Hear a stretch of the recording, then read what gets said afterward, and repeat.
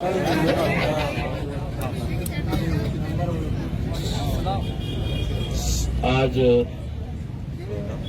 महाराष्ट्र के गृह मंत्री, महाराष्ट्र के उप मुख्यमंत्री देवेंद्र फडणवीस साहब ने मीडिया से बात करते हुए बताया कि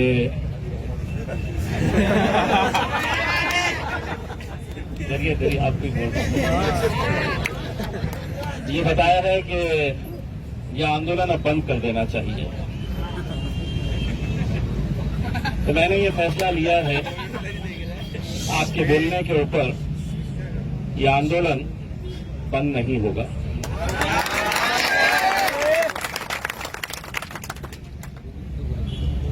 और आपने उस वक्त हमें बोलने का इख्तियार खत्म कर दिए जब अपने कानून की धज्जियां उड़ाते हुए, जब मामला अदालत में चल रहा है तो अदालत का फैसला आने से पहले जब आपने ये पैगाम दे दिया कि हम अदालत को भी नहीं गिनते, अगर आप अदालत को नहीं गिनते तो इम्तियाज जलील भी आपको नहीं गिनता।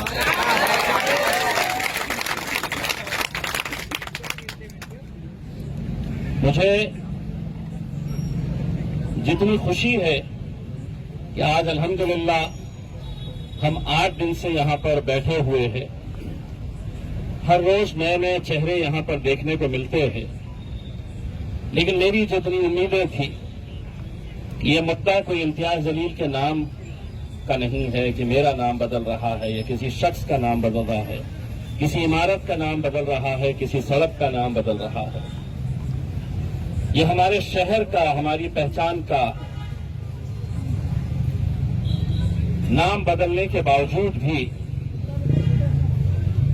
अगर हम देख रहे हैं कि महज कुछ हजारों के अंदर लोग अगर इसे साइन करके दे रहे हैं, महज चंद हजार अगर सिग्नेचर्स वहां तक पहुंचे हैं, तो कहीं ना कहीं मेरे मन में यह सवाल आ रहा है कि इम्तियाज जलील, तुम ये अपना वक्त जाया तो नहीं कर रहे, तुम एक ऐसी लड़ाई तो नहीं लड़ रहे हैं जिसका नतीजा निकलने से पहले ही लोग ये समझ रहे हैं कि हम हार गए हैं। वरना क्या वजह है कि जो जिला अपने खासदार को चुनने के लिए इतनी मेहनत करके 4 लाख वोट दे सकता है, तो वो 4 लाख लोग कहां गायब हो गए हैं, कहां चले गए हैं वो लोग? जिस शिद्दत के साथ, जिस ताकत के साथ, जिस जुनून के साथ, जिस दीवानगी के साथ तुम लोग मुझे जिताने के लिए मेहनतें कर रहे थे। मैंने कल भी ये बात कही थी, आज दोबारा दोहरा रहा हूं। अगर मुझे मौका मिला, सरकार ने मुझसे ये कहा कि तुम्हें खासदारकी चाहिए या औरंगाबाद चाहिए, तो इम्तियाज जलील कहेगा कि मुझे औरंगाबाद चाहिए। लेकिन अगर हमारे अपने शहर के ही लोग इतने बेबस और मुर्दा हो चुके हैं, जिंदा लाशों की तरह अगर वो चल रहे हैं और ये दावा कर रहे हैं कि मैं इंसान हूं, मेरी सांसें चलती हैं, मैं इंसान हूं, मुझे शक होता है। हम मुर्दा हो चुके हैं, हम जिंदा लाशों की तरह चल रहे हैं, हमारे अंदर लड़ने की क़ुव्वत खत्म हो चुकी है। ये लड़ाई जब हमने लिए हाथों के अंदर, तो मुझे भी नहीं पता था कि कितने लोग आएंगे, कि लोग बैठेंगे इंडेफिनेट तौर के ऊपर, मुझे नहीं पता था। लेकिन कम से कम 2 ईमानदार लोग, 4 ईमानदार लोग अगर निकले, तो कई सारे लोगों ने अपने शेरों के जरिए बताया कि हम तो अकेले चले थे, काफिला बढ़ता गया, लेकिन उस काफिले की तादाद कितनी है, ये भी हमें गौर करने की जरूरत है। मैं हर घंटा मैं यहां के ग्रुप्स के ऊपर मैं देखते रहता हूं कि कितने लोग यहां पर बैठे हैं, क्योंकि जितने ज्यादा लोग यहां पर बैठते हैं मुझ में उतनी ही ताकत मिलती है उनसे लड़ने के लिए। लेकिन अभी जाओ, अभी निकलिए यहां से, हम बंद करते हैं अभी से। जाइए, आपको बुड्डी लाइन की होटलें, चौराहे भरे पड़े मिलेंगे। रोशन गेट के ऊपर नौजवान लड़के भरे पड़े मिलेंगे। किरारपुरा कटकट गेट की होटलों के अंदर बैठने के लिए जगह नहीं रहेगी, भरे पड़े हैं वहां पर। मैं ये किसके लिए, हम किसके लिए कर रहे हैं ये? बहुत संजीदगी से हमें इस बात के ऊपर गौर करने की जरूरत है। जैसे ही खबर मिलती है कि मैं आने वाला हूं, मेरे खुद के लोग आधे घंटे के अंदर मौजूद हो जाते हैं। ये मुझे दिखाने के लिए मत आइए, औरंगाबाद के लिए आइए।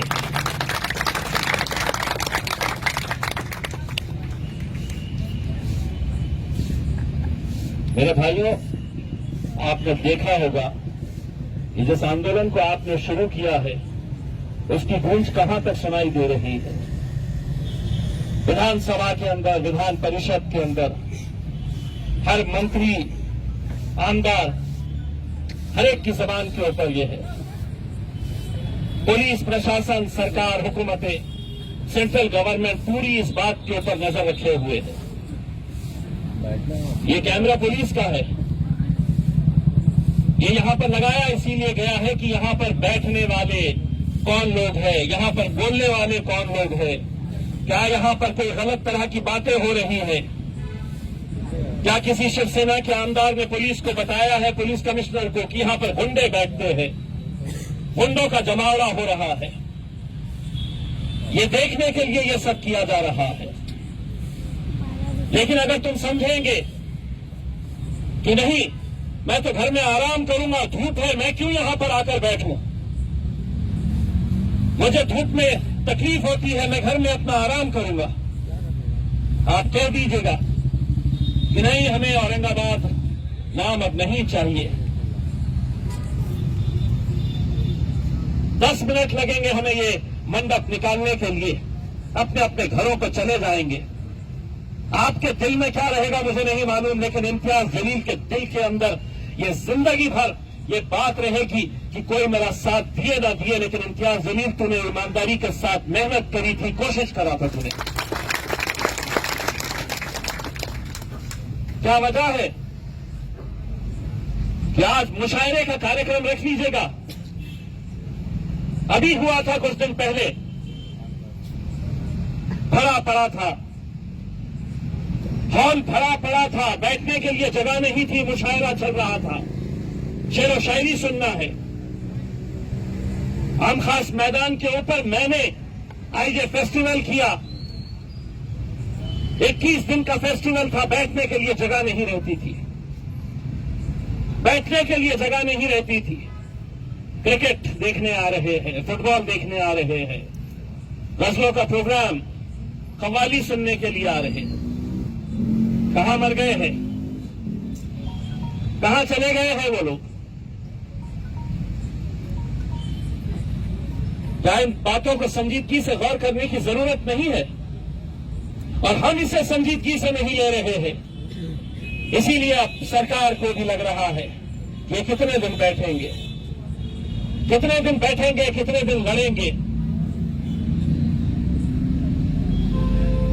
क्या हमारी जिम्मेदारी नहीं है कि हम घर घर जाए, फॉर्म भरे, जो लोग नहीं भर रहे? क्या यहां पर इस पेंडॉल के अंदर बड़े लिखे, बड़े अच्छे अच्छे डॉक्टर्स, बड़े अच्छे अच्छे वकील, बड़े अच्छे अच्छे प्रोफेशनल्स, कितनों को देखा है आपने? नहीं, उनको तो अपना सेक्युलरिज्म जिंदा रखना है कि नहीं, मैं गया तो तस्वीर में आ जाऊंगा, मैं गया तो दूसरों की नजरों के अंदर आ जाऊंगा। तुम यहां नहीं आकर हमारी नजरों के अंदर गिर जा रहे हैं, तुम हमारी नजरों से गिर रहे हैं तुम। वरना चलिए, कल हम मुशायरे का प्रोग्राम रखते हैं, बड़े बड़े शोरा को बुलाते हैं, पहली सफ में बैठने के लिए मरेंगे, पहली सफ में बैठना है मुझे,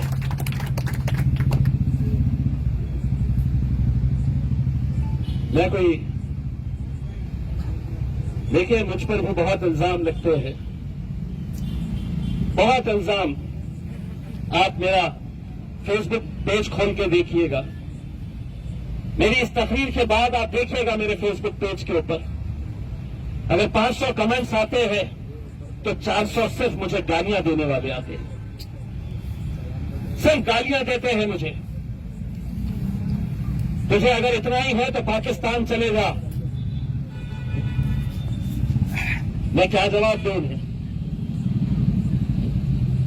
क्या बोलना चाहिए मैंने उन्हें कि नहीं, मैं मुट्ठी भर लोगों को लेकर यहां पर बैठा हुआ हूं और बहुत बड़े एक मकसद को हासिल करने की मैं कोशिश कर रहा हूं। मुट्ठी भर लोगों को, हमारी आबादी क्या है, इतने जो लोग यहां पर खड़े हैं ये तो मेरे हिसाब से कटकट गेट के अंदर 4 होटलों के अंदर बैठे होंगे। क्या ये सच्चाई नहीं है?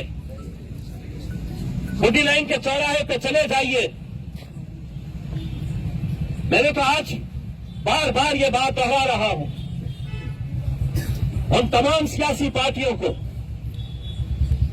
कि तुमसे अगर इम्तियाज जलील से तुम्हें शिकायत है, तुम अपना मंडप बाजू लगा लो, मेरे साथ मत आओ, या बोलो कि इसका नेतृत्व हम करेंगे, इम्तियाज जलील तो हमारे पीछे रहना, इम्तियाज जलील तुम्हारे पीछे रहने के लिए तैयार है। अलग अलग सियासी पार्टी के लोग कैसा न कैसा निशाना बनाने की कोशिश कर रहे हैं। मीडिया वालों को अब यह आंदोलन कम नजर आ रहा है, हमारी बिरयानी ज्यादा नजर आ रही है। आप बिरयानी निकाल रहे थे, आप बिरयानी निकाल के दे रहे थे, वो खबर बन गई है।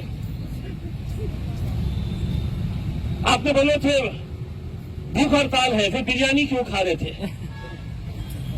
फिर बिरयानी कैसी खाई गई? आपने तो बोला था कि अनशन रहेगा करके। अगर डिक्लेयर मैंने किया था भूख हड़ताल रहेगी तो 10 मिनट में मैंने खत्म कर दिया भूख हड़ताल, क्योंकि बिरयानी खिलाना था मेरे को। क्या करता था?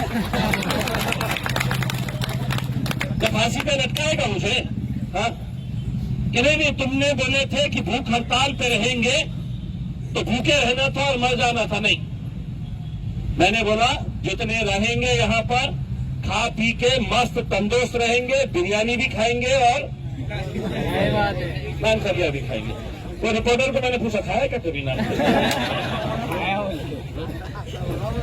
तो खबर यही कि नहीं, बिरयानी मेरे इम्तियाज जलील निकाल रहा है बोले भगोने में से। वो इसलिए कि उन्हें भी लग रहा है कि यहां पर जिस संजीदगी के साथ हमें बैठना है, जिस संजीदा मुद्दे को लेकर हमें आगे बढ़ना है, कहीं ना कहीं उससे हम भटक रहे हैं। तो इसीलिए उन्हें बिरयानी नजर आ रही है, इसीलिए उन्हें दूसरी अलग अलग बातें नजर आ रही है। मेरे भाइयों,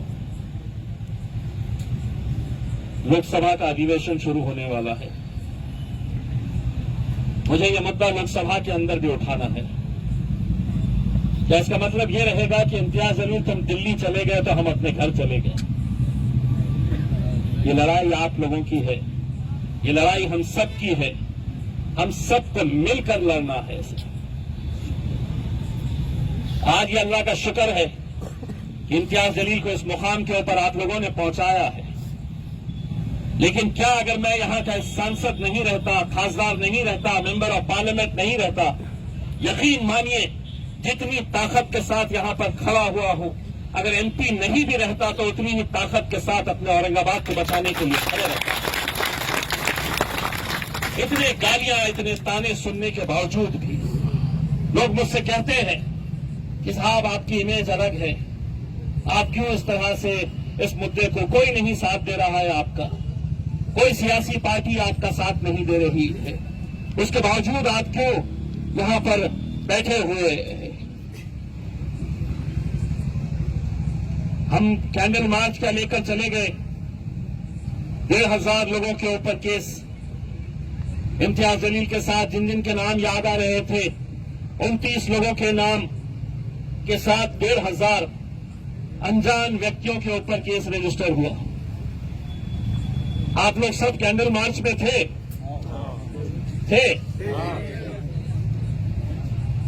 अब पुलिस मेरे साथ खेल रही है, मैं उनके साथ कैसा खेलता हूं देखिए। जेल जाने से कोई डरता नहीं है ना, केस से कोई डरता नहीं है। अब ऐलान करूंगा कि सिटी चौक पुलिस स्टेशन के सामने 5,000 लोग लाइन लगा के खड़े रहेंगे, ये बोलने के लिए कि उसमें मैं भी शामिल था।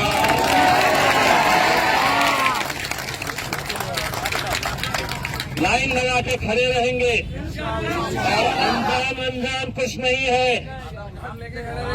बोलना मेरा नाम ये है। मैं कैंडल लेकर बड़ी मोमबत्ती लेकर चल रहा था यहाँ से चलकर गेट तक। मेरा नाम लिखो, क्योंकि मेरा नाम है, मैं कोई अनजान नहीं हूं। तो मेरे खिलाफ करो, मैं 5,000 लोगों को पुलिस स्टेशन के सामने खड़े करूंगा। तुम सबको मेरे साथ चलना होगा। जमहूरियत के अंदर हमें इख्तियार नहीं है कि हम आंदोलन नहीं कर सके। सारे कानून तुम्हारे लिए बने हुए कि तुमने जो बोल दिया और हमने खामोशी के साथ सर झुकाकर जी साहब आपने बोल दिए हैं, अब आंदोलन वापस करो। तो अब इम्तियाज जलील कहेगा हाँ, आप तो गृह मंत्री हैं, आपका सुनूंगा मैं। अरे चलिए, आपके जैसे कितने आए और कितने गए हैं। जनता जिसके साथ रहती है, हुकूमत उनके साथ रहती है। और औरंगाबाद की जनता इस मुद्दे के ऊपर एक ताकत के साथ खड़ी हुई है। एक दूसरी बात, अगर जोर जबरदस्ती से अगर यह आंदोलन को बंद करने की कोशिश की गई, मैं सरकार और प्रशासन को बताना चाहता हूं कि यह आंदोलन कुछ भी नहीं है। इससे बड़ा आंदोलन मैं खड़ा करूंगा अगर जबरदस्ती इसे बंद करना है। हम इस पंडाल के अंदर बैठे हैं, हमारा जमहूरी इख्तियार है, अधिकार है हमारा। ये कई ऐसे आंदोलन इसी जिलाधिकारी दफ्तर के सामने यहां पर होते हैं, कई दिन तक चलते हैं, कई दिन तक, कई महीनों तक डिविजनल कमिश्नर ऑफिस के सामने, कलेक्टर ऑफिस के सामने चलते हैं। और हम किसके लिए? हम अपने जाति किसी काम के लिए नहीं बैठे हैं, हम अपनी पहचान को बचाने के लिए यहां पर बैठे हुए। मेरे भाइयों, मुझे भी मालूम है, पहले दिन जब बैठे तो बहुत सारे लोग बैठे, दूसरे दिन सुबह जोश में बहुत सारे लोग आए, दूसरे दिन उनकी तादाद घटी, तीसरे दिन घटी। फिर अब्दुल्ला भाई को किसी ने तंज मारकर कहा कि वहां पे तो लोग ही नहीं है, तो उन्होंने जवाब दिया 4 लगेंगे करके। लेकिन आप ये सोचिएगा कि आप यहां पर जब बैठते हैं तो जिलाधिकारी के दफ्तर के अंदर खिड़कियों से लोग झांक कर देखते हैं कि कितने लोग बैठे हुए हैं करके। आईबी के लोग डेली अपनी रिपोर्ट देते हैं केंद्र सरकार को, राज्य सरकार को, कि आंदोलन बढ़ता जा रहा है या घटता जा रहा है।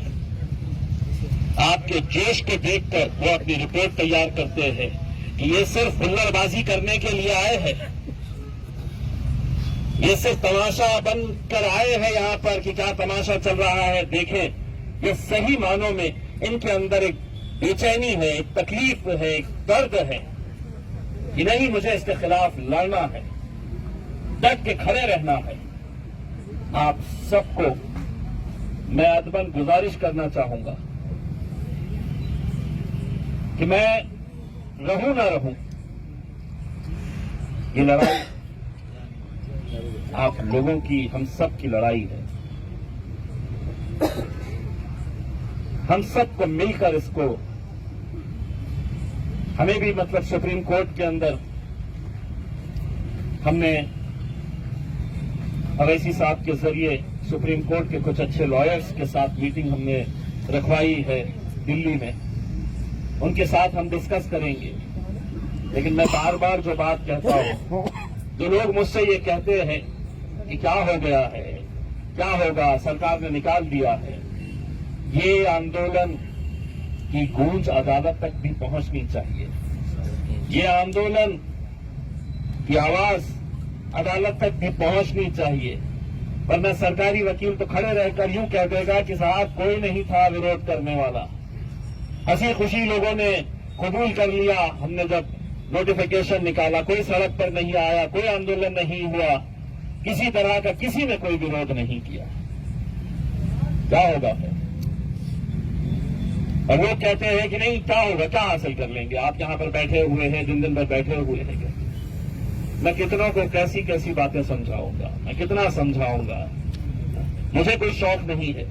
यहाँ के कोई हमारे जो जिम्मेदार यहाँ पर दिन भर मेहनत कर रहे हैं, वो ऐसे ही अपना वक्त ज़ाया नहीं कर रहे हैं।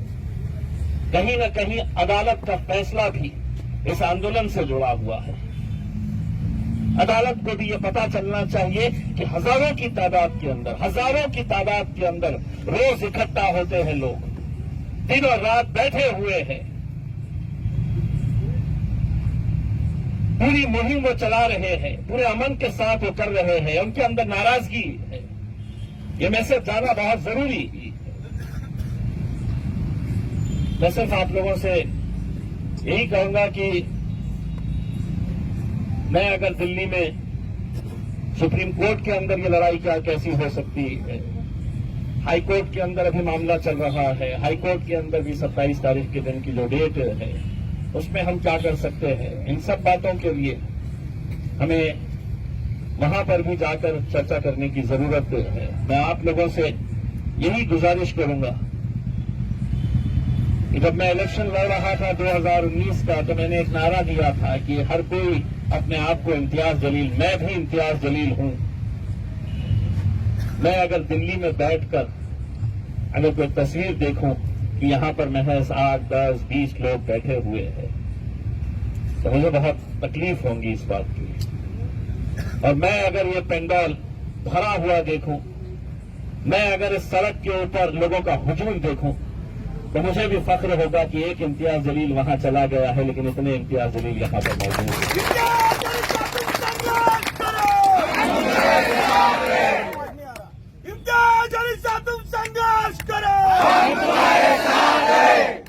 मुझे कितनी खुशी होती है जब वो लोग चाय यहाँ पर लेके आके चाय बांट रहे हैं, फिर खाने की जिम्मेदारी ले लिया है कि साहब आज मैं खाना खिलाऊंगा करके।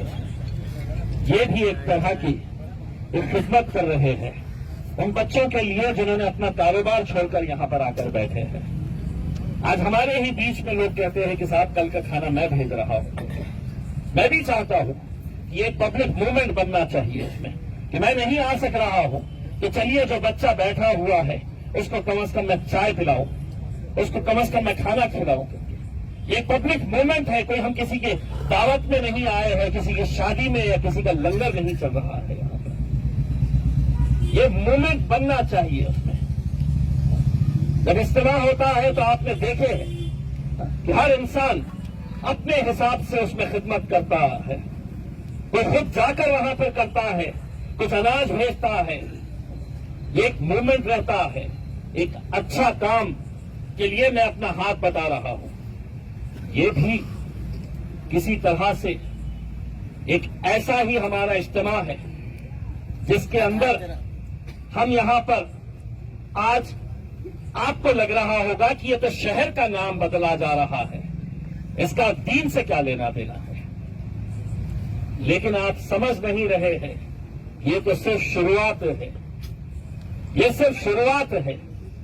कल अगर यही सरकार ने अपने आंकड़ों के बलबूते के ऊपर कि मेरे पास तो हुकूमत है, मैं फरमान जारी कर दूंगा कि अब अनीस के सर के ऊपर टोपी नहीं रहेगी, वो जब सड़क के ऊपर निकलेगा तो उसके सर पे टोपी नहीं रहनी चाहिए, क्योंकि यूनिफॉर्म सिविल कोड है इस देश के अंदर। अब अपनी मजहबी शिनाख्त हम सड़क के ऊपर नहीं दिखा सकते हैं, और कर सकती है क्योंकि हम तो मुर्दार हो चुके हैं, हम तो मर चुके हैं, हम तो जिंदा लाशों की तरह अपनी जिंदगी गुजार रहे हैं। हमें क्या लेना देना है? साहब मैं थोड़ी टोपी पहनता हूं, ये तो अनीस पहनता है, अनीस के सर पे से टोपी निकली है, मेरा क्या लेना देना है? शुरुआत सिर्फ यहां से होगी, कभी हिजाब के ऊपर चले जाएंगे। हम लड़ रहे हैं इसलिए हम बच रहे हैं। सीए एनआरसी के वक्त में अगर हमारी माएं बहनें नौजवान महीनों तक अगर शाहीन बाग बनाकर पूरे हिंदुस्तान में अगर नहीं बैठते तो आज सीए एनआरसी लागू हो जाता। इसीलिए हम सलाम करते हैं उन बहनों का, उन माओं का जो महीनों तक सड़कों के ऊपर बैठी है। आप लोग जिम्मेदारी लीजिए, अपने मोहल्ले के अंदर अपने पड़ोसी के पास जाइए, पूछिए कि तूने फॉर्म भरा है या नहीं भरा है। वो फॉर्म्स भरिएगा, भर के सबमिट करिएगा। इतना काम तो हम कर सकते हैं। अगर फॉर्म्स नहीं है तो किसी से मदद लीजिएगा, यहां से फॉर्म्स कलेक्ट करिएगा। हमारे वॉलंटियर्स को बोलिएगा कि मैं जाऊंगा, मुझे फॉर्म दीजिएगा, मैं भर कर लेकर आऊंगा। इतना काम भी अगर हम नहीं करेंगे और ये उम्मीद करेंगे कि नहीं अब ये फैसला आ जाएगा क्योंकि हम बैठे हुए हैं यहां पर, तो नहीं होने वाला है। हर तरह की लड़ाई हम ऑब्जेक्शन जितने ज्यादा डालेंगे, कहीं ना कहीं अदालत के अंदर वो गट्ठे हम ले जाकर अदालत के सामने रखेंगे कि अगर इतने ऑब्जेक्शंस आए हैं, लोगों की ये भावना है, लोगों की ये मांग है, तो तुम्हें इसकी दखल लेनी होगी। अगर आएंगे ही नहीं, आएंगे ही नहीं। आप पूछिए नौजवान लड़कों से, चलते चलते पूछिए कि तुमने फॉर्म भरा है क्या करके, कितने लोग कहेंगे आपको। निकलिए घरों के बाहर, अगर यहां नहीं बैठ रहे हैं तो जाइए पड़ोस में, अपने मोहल्ले के अंदर जाइए। अल्लाह ने हमको सब कुछ दिया है। ये बच्चे जो यहां पर आए हैं बोल नहीं सकते हैं, हमको तो अल्लाह ने जबान दी है, हम तो अल्लाह का शुक्र अदा करना चाहिए। लेकिन अगर आज यही हालत रही तो हमसे तो अच्छे ये है कि कम से कम इनके अंदर जज्बा है कि हम बोल नहीं सकते हैं, लेकिन जाके कम से कम इनके साथ खड़े रहेंगे, ताकत देंगे इन्हें। दोस्तों, मैं जिस हालात से गुजर रहा हूं, शायद इस बात का आपको अंदाजा भी नहीं होगा कि किस तरह का प्रेशर मेरे ऊपर बना रहता है ये मंडप उठाने के लिए या आंदोलन को खत्म करने के लिए। लेकिन इसके बावजूद भी अगर मैं डट कर खड़ा हुआ हूं तो उसकी वजह सिर्फ यही है कि मेरी हिफाजत मेरी अल्लाह करने वाला है, मेरा रब करने वाला है। आज जिस तरह के मैसेजेस मुझे आते हैं, आज जिस तरह के व्हाट्सएप के ऊपर जो लोग कैसी कैसी बातें लिखकर भेजते हैं, मैं उसको इसलिए ओपन नहीं करता हूं, मैं इसलिए इसे सामने नहीं लेकर आता हूं कि मुझे यह लगता है कि कहीं ना कहीं कोई दीवाना इसके ऊपर कोई रिएक्ट न कर दे, कोई गलत तरह का उसी लहजे के अंदर जवाब न दे दे। आज क्राइम ब्रांच के अंदर, पुलिस कमिश्नरेट के अंदर एक स्पेशल सेल बनाया गया है।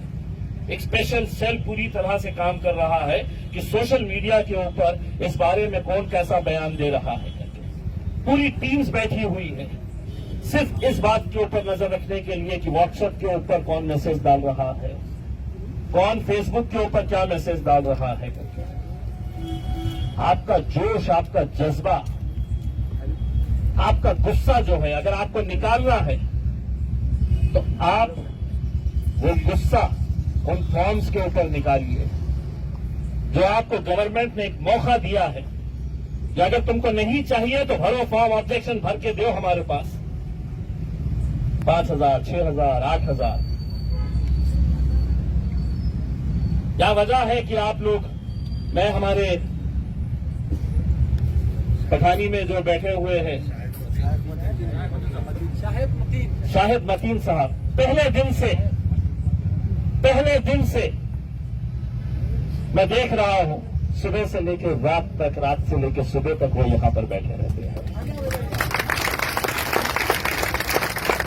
मैं कभी मिला नहीं था उनसे, लेकिन उनको जब भी देखता हूं तो उनके लिए इज्जत बढ़ जाती है, क्योंकि आप जैसे लोगों का जज्बा ही इंशाअल्लाह हमें कामयाबी की तरफ लेकर जाएगा। अगर वो बैठ सकते हैं तो आपके में क्या तकलीफ है, मुझे ये बताइए। जागने की रात, बड़ी रात आई तो हम मोटरसाइकिलों के ऊपर निकलते हैं, रात रात भर जागते हैं, हम करते हैं ये सब चीजें। मैं आज बहुत तकलीफ के साथ यहां पर आया, बहुत दुख लेकर इस बात के लिए आया मैं कि अगर हम इतनी आसानी के साथ अगर ये लड़ाई तो हम हार की तरफ अगर लेकर जा रहे हैं तो उसके लिए कोई और जिम्मेदार नहीं रहेगा, हम खुद उसके लिए जिम्मेदार रहेंगे। हमें सोचने की जरूरत है कि हम क्या चाहते हैं। बस आप लोगों से इम्तियाज जलील यही अदबन गुजारिश करना चाहता है कि मेरा सर शर्म से झुकने मत दो। हर रोज सुबह उठता हूं तो मीडिया वाले आ जाते हैं कुछ ना कुछ पूछने के लिए। तब ये न कहे कि इम्तियाज जलील तुमने तो बड़े फखर के साथ इतना बड़ा पेंडॉल लगाया था, जाकर देखो वहां पर कितने लोग बैठे हुए हैं करके।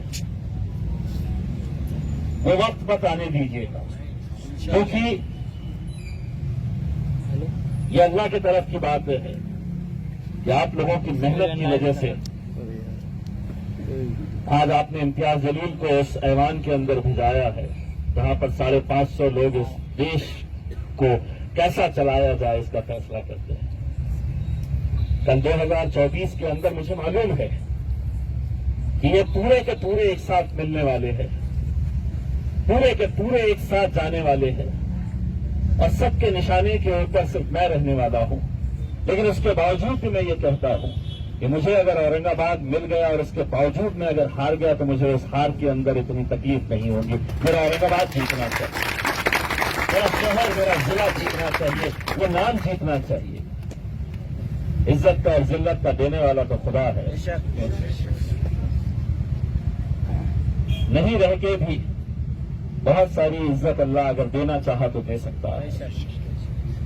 बस आप लोगों से यही अदबन गुजारिश है कि मैं परसों दिल्ली जाऊंगा।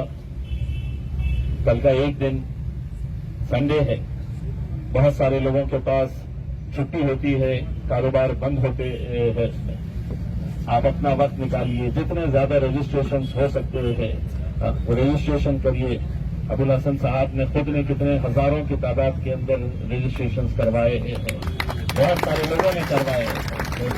हमारे कॉर्पोरेटर्स को भी मैं ये बताना चाहूंगा, पूछना चाहूंगा कि कितने अपने अपने लेवल के ऊपर काम किए जा रहे हैं करके।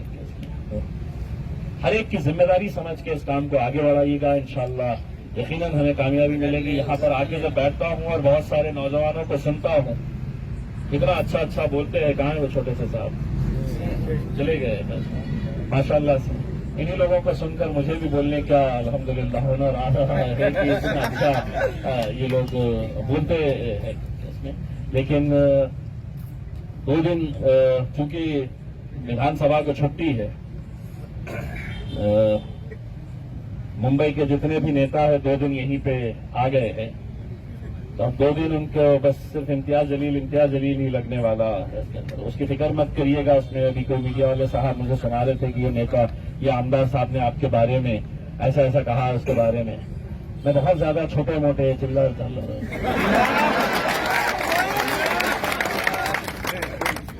बहुत ज्यादा देता नहीं है। चिल्लर भी हो तो अपने मयार का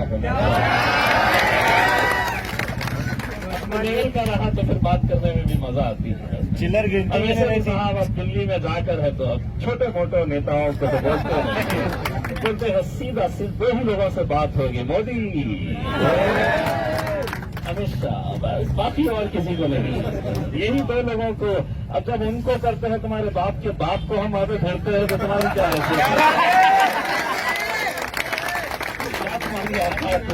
कि हम तुम्हारे को गिनेंगे करके। हम उनको नहीं गिन रहे हैं तो कम क्या चीज है कि स्पोर्ट की बोली। खैर अल्हम्दुलिल्लाह बहुत बहुत आप लोगों का शुक्रिया और उम्मीद करता हूं मैं कि मेरी बातों को आप संजीदगी से लेंगे, एक भाई की तरफ, एक भाई की हैसियत से, एक दोस्त की हैसियत से, एक आपके चाहने वाले की हैसियत से आप लोग इसको संजीदगी से लेंगे और कल ही आप लोग ये दिखा देंगे कि हमने ये आंकड़ा किस तरीके से बढ़ाए है, फॉर्म्स भरने का, यहाँ पर बैठने का और ये आंदोलन को जारी रखने का। बहुत बहुत शुक्रिया आपको।